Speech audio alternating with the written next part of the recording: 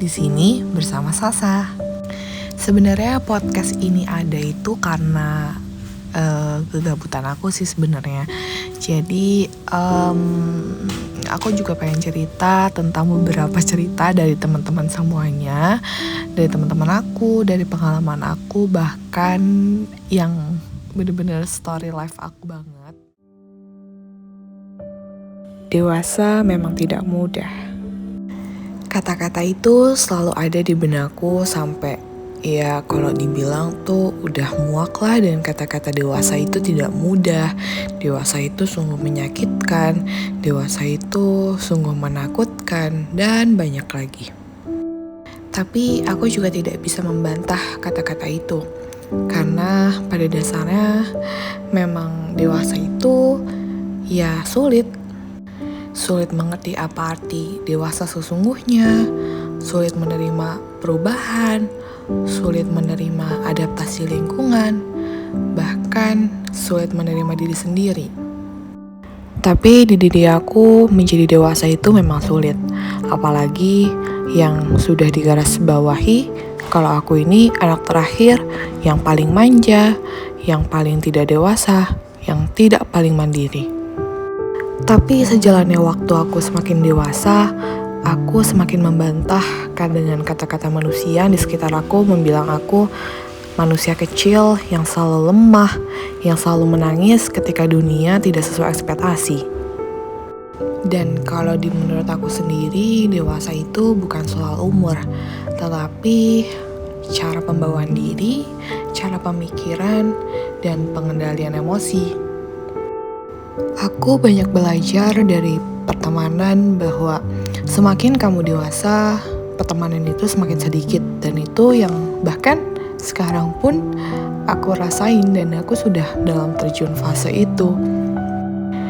Dalam proses pendewasaan ini, aku banyak belajar menerima tentang perubahan sosial, perubahan mental, perubahan keluarga, atau bahkan perubahan adaptasi lingkungan yang kalau dibilang gak mudah, tapi mau gak mau harus diterima.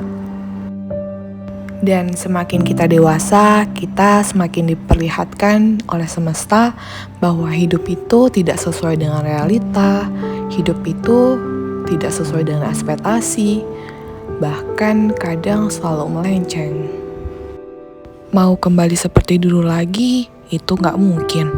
Mau kesel, marah-marah, itu juga gak mempan. Yang ada malah bikin capek sendiri. Ya, jalan satu-satunya, ya udah dijalanin aja. Aku di umur sekarang sering banget dihadapin sama hal-hal yang gak nyenengin. Seolah-olah cuman mau nyamannya saja, enggan sama resiko. Aku sadar, menjadi dewasa itu sebuah proses. Kita diterpa masalah pun menjadi bagian dari proses pendewasaan itu kan. Kadang aku ngadepin masalah jatuhnya lebih menyela. Terima sih terima, karena taunya gak mungkin bisa diulang. Hanya saja banyak banget keluhan-keluhan, gak terimanya gitu. Aku sering banget nyela takdir itu sendiri.